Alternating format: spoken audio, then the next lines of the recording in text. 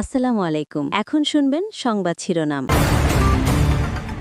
ইরানে সামরিক বেসামরিক স্থাপনা লক্ষ্য করে যৌথ বাহিনীর হামলা অব্যাহত। পাল্টা জবাব দিচ্ছে তেহরানও। যুদ্ধের প্রথম 2 দিনেই 650 মার্কিন সেনা হতাহতের দাবি। এন্ট্রি ভিসার মেয়াদ 1 মাস বাড়ালো কাতার। যুদ্ধের কারণে এখনই জ্বালানি সংকটের আশঙ্কা নেই, দাবি মন্ত্রীর। পর্যাপ্ত মজুদ আছে বলছে বিপিসি। স্টকটা 14+ স্টক আছে। জেট ফুয়েলটা একটা ইম্পর্টেন্ট। আর দ্বিতীয় হলো যে পোর্ট অফ ডেলিভারিগুলো এখনো পর্যন্ত আমার এই সিচুয়েশনের বাইরে। গণভোটের অধ্যাদেশ এবং জুলাই সনদের বৈধতা নিয়ে হাইকোর্টের রুল। সংস্কার বাস্তবায়ন করা না হলে রাজপথে নামার হুমকি এনসিপি নেতাদের। অন্তর্বর্তী সরকারের সাবেক উপদেষ্টা আসিফ মাহমুদের ব্যাংক হিসাব তলব। লেনদেনের তথ্য চেয়ে সব আর্থিক প্রতিষ্ঠানে চিঠি দিয়েছে বিএফআইইউ। আসসালামু আলাইকুম। এতক্ষণ শুনছিলেন সংবাদ শিরোনাম, এখন শুনবেন বিস্তারিত। শুরুতেই ইরান প্রসঙ্গ। চতুর্মুখী হামলায় এখনও অগ্নিগর্ভ মধ্যপ্রাচ্য। মঙ্গলবার আইআরজিসির শীর্ষ কমান্ডার এবং ইরানি প্রেসিডেন্টের কার্যালয় লক্ষ্য করে হামলার দাবি করেছে ইসরায়েল। দেশটিতে প্রাণহানি বেড়ে দাঁড়িয়েছে 787 জনে। অন্যদিকে পাল্টা হামলা অব্যাহত রেখেছে ইরান। ইসরায়েলে তাদের মিসাইলের আঘাতে পাওয়া গেছে ক্ষয়ক্ষতির খবর। নতুন হামলার ঘটনা ঘটেছে আরব আমিরাত, ওমান সহ বিভিন্ন আরব দেশেও। হিজবুল্লাহ ইসরায়েলের মধ্যে সংঘাত চলছে। এদিকে ইরানের সাথে আলোচনার সম্ভাবনা নাকচ করে দিয়েছেন মার্কিন প্রেসিডেন্ট। ইসরায়েল ও যুক্তরাষ্ট্রের ইরানের যৌথ হামলার জেরে যে যুদ্ধ শুরু হয়েছে সেটি 4 দিনেও থামেনি। উল্টো সংঘাতের পরিধি আরও বিস্তৃত হওয়ায় ক্রমেই মধ্যপ্রাচ্যে বিপর্যয়ের শঙ্কা বাড়ছে। মঙ্গলবারও ইরান জুড়ে ভয়াবহ হামলা অব্যাহত রেখেছে ওয়াশিংটন, তেল আবিব। গুড়িয়ে দেওয়া হয়েছে তেহরানের বহু স্থাপনা। এ পর্যন্ত দেশটির 153 শহর হয়েছে হামলার শিকার। নতুন করে আইআরজিসির শীর্ষ কমান্ডার, ইরানের প্রেসিডেন্টের কার্যালয় ও সুপ্রিম ন্যাশনাল সিকিউরিটি কাউন্সিলের ভবনে হামলার দাবি করেছে আইডিএফ। বেসামরিক নাগরিকদের টার্গেট বানানোয় মার্কিন প্রশাসনকে জবাবদিহিতার আওতায় আনার দাবি ইরানের। আমেরিকার জনগণের তাদের সরকারকে প্রশ্ন করা উচিত। মিনাবের স্কুলের শিশুরা কিংবা ফার্স প্রদেশের ক্রীড়াবিদরা কি আমেরিকার জাতীয় নিরাপত্তার জন্য হুমকি তৈরি করেছিল? জুন মাসে ট্রাম্প দাবি করলেন, আমাদের পারমাণবিক কর্মসূচি নিশ্চিহ্ন হয়েছে। যদি তা ধ্বংসই হয়ে যায় তাহলে সেটি কিভাবে হুমকি তৈরি করে? পাল্টা জবাব অব্যাহত রেখেছে ইরানও। সেন্ট্রাল ইসরায়েলের একাধিক স্থানে আঘাত হেনেছে ইরানের মিসাইল। পাওয়া গেছে ব্যাপক ক্ষয়ক্ষতির তথ্য। জেরুজালেমেও সতর্কতা সাইরেনের শব্দে মিসাইল হামলার আতঙ্কে বাংকারে ঢুকতে দেখা গেছে বাসিন্দাদের। সংযুক্ত আরব আমিরাতের অয়েল ইন্ডাস্ট্রি জোনে ড্রোন হামলা জেরে অগ্নিকাণ্ডের ঘটনা ঘটেছে। ওমানেও একটি তেলের ট্যাঙ্ক হয়েছে হামলা শিকার। সাইরেনের শব্দ শোনা গেছে কুয়েত সিটিতে। ইরাকের উত্তরাঞ্চলেও হামলার দাবি করেছে আইআরজিসি।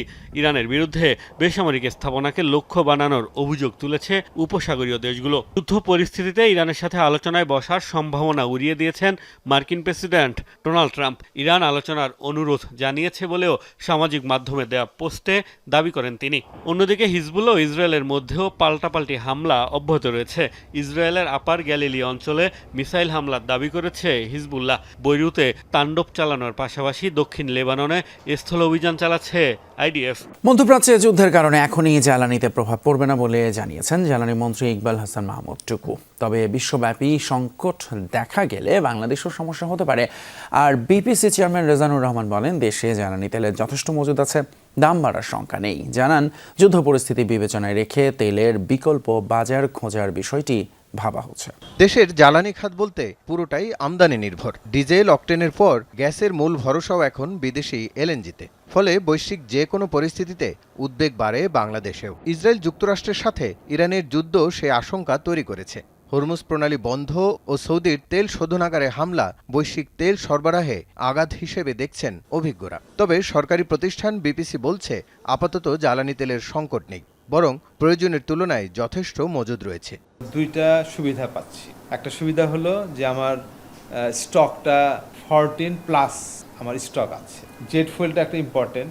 আর দ্বিতীয় হলো যে পোর্ট অফ ডেলিভারিগুলো এখনো পর্যন্ত আমার সিচুয়েশনের বাইরে। এখনই জ্বালানি তেলের দাম বাড়বে না বলে জানান বিপিসি চেয়ারম্যান।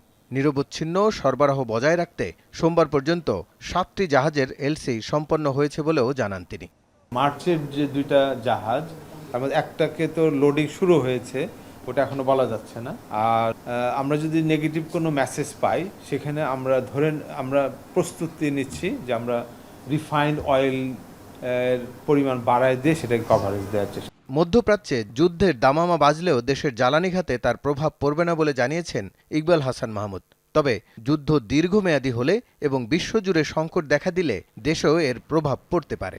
আশা করি আমরা মানুষের সংখ্যা দূর করতে পারবো আর কি। তারপরে বুঝতে হবে যে যুদ্ধকালীন সমস্যা তো আছেই, কোনো অসুবিধা নেই। বর্তমান মজুদে ডিজেল 14 দিন, অকটেল 28 দিন, পেট্রোল 15 দিন ও ফার্নেস অয়েল 93 দিন এবং জেট ফুয়েল 55 দিন চলতে পারে বলে জানিয়েছে বিপিসি। অন্তর্বর্তী সরকারের সাবেক উপদেষ্টা এবং এনসিপির মুখপাত্র আসিফ মাহমুদ সজীব ভুঁইয়ার ব্যাংক হিসাব তলব করেছে আর্থিক গোয়েন্দা সংস্থা Bangladesh financial intelligence unit BFIU। মঙ্গলবার দেশের সব ব্যাংক এবং আর্থিক প্রতিষ্ঠানের কাছে নির্দেশনা পাঠিয়ে তার অ্যাকাউন্টসের তথ্য চাওয়া হয়েছে। BFIU এর ঊর্ধ্বতন এক কর্মকর্তা বিষয়টি নিশ্চিত করেছেন। সংস্থার পাঠানো চিঠিতে বলা হয়েছে, লেনদেন তলব করার এই নির্দেশের ক্ষেত্রে মানি লন্ডারিং প্রতিরোধ বিধিমালার সংশ্লিষ্ট ধারা প্রযোজ্য হবে। নির্দেশনায় আসিফ মাহমুদের নাম ও জাতীয় পরিচয়পত্রের তথ্য দিয়ে তার হিসাব খোলার ফর্ম, KYC এবং লেনদেন বিবরণী সহ যাবতীয় দলিল 3 কার্যদিবসের মধ্যে BFIU-তে পাঠাতে বলা হয়েছে। সাবেক উপদেষ্টার বিরুদ্ধে ইতিমধ্যেই দুদকে অভিযোগের জমা পড়েছে। বর্তমানে সংস্থাটি তার বিরুদ্ধে ওঠা অভিযোগগুলো খতিয়ে দেখছে। 3 দিনের সফরে ঢাকা এসেছেন দক্ষিণ এশীয় বিষয়ক মার্কিন সহকারী পররাষ্ট্রমন্ত্রী পল কাপুর। এই সফরে মূলত চীনের সাথে ঘনিষ্ঠতা কমিয়ে ঢাকা ওয়াশিংটন বাণিজ্য সম্পর্ক আরও বাড়ানোর বার্তা দিতে পারেন তিনি। বিশ্লেষকরা বলছেন, ঢাকার কাছে অস্ত্র বিক্রির জন্য বহুল আলোচিত জিসমিয়া এবং আকসা নিয়েও কথা হতে পারে এই সফরে। পাশাপাশি চীনকে চাপে ফেলতে ঢাকা দিল্লি সম্পর্ক জোরদারের বার্তাও দিতে পারেন ট্রাম্প প্রশাসনের এই প্রভাবশালী কূটনীতিক। সংসদে দলীয় প্রতীকে নির্বাচনের বিষয়টি নিষ্পত্তি হলেই স্থানীয় সরকার নির্বাচন অনুষ্ঠিত হবে বলে জানিয়েছেন স্থানীয় সরকার প্রতিমন্ত্রী শাহ আলম। দুপুরে সিলেট সিটি কর্পোরেশন পরিদর্শন এবং কর্মকর্তাদের সাথে মতবিনিময় সভা শেষে কথা বলেন। প্রতীকের বিষয়টি নিষ্পত্তি না হওয়া পর্যন্ত আমার মনে হয় যে নির্বাচনের সিদ্ধান্ত আমরা কেমনে যাব, যেটা দলীয় প্রতীকে হবে না সাধারণ প্রতীকে হবে। এটা আইন আকারে মাননীয় সংসদ সদস্যরা যদি পাশ করেন যে সাধারণ প্রতীকে নির্বাচন হবে, এরপরেও আমরা দ্রুততম সময়ের মধ্যে আমরা নির্বাচনের দিকে যাব। আমরা চাই যে সমস্ত জায়গায় নির্বাচিত প্রতিনিধিরা থাকে। ত্রয়োদশ জাতীয় সংসদের প্রথম অধিবেশন শুরুর বাকি 9 দিনের মতো, আর তার আগেই জুলাই সনদ বাস্তবায়ন আদেশ এবং গণভোটের অধ্যাদেশ কেন অবৈধ হবে না তা জানতে চেয়ে রুল জারি করেছেন হাইকোর্ট। রিটকার আইনজীবীরা বলছেন, জুলাই সনদ সংসদকে বেঁধে দিয়েছে, এটি যাচাই বাছাই করার এখতিয়ার আদালতে রয়েছে। রিটের বিপক্ষের আইনজীবীরা বলেন, জুলাই সনদ বেআইনি হলে অন্তর্বর্তী সরকারের সকল কার্যক্রম এমনকি ত্রয়োদশ সংসদ নির্বাচন নিয়েও ভবিষ্যতে প্রশ্ন উঠবে। আগামী 4 সপ্তাহের মধ্যে নির্বাচন কমিশন, আইন মন্ত্রণালয় এবং সংসদ সচিবালয়কে রুলের জবাব দিতে বলা হয়। গণভোটের বৈধতাকে আদালতে প্রশ্ন করা হচ্ছে, যা মেনে নেবে না এনসিপি। কুমিল্লায় এমন মন্তব্য করেছেন জাতীয় নাগরিক পার্টি এনসিপির আহ্বায়ক নাহিদ ইসলাম। বিকেলে শহরের মোগলটুলিতে দলের ইফতার মাহফিলে প্রধান অতিথির বক্তব্যে এই মন্তব্য করেন তিনি। এ সময় গণভোটের রায় অনুযায়ী সকল সংস্কার বাস্তবায়ন করার দাবি জানান নাহিদ ইসলাম।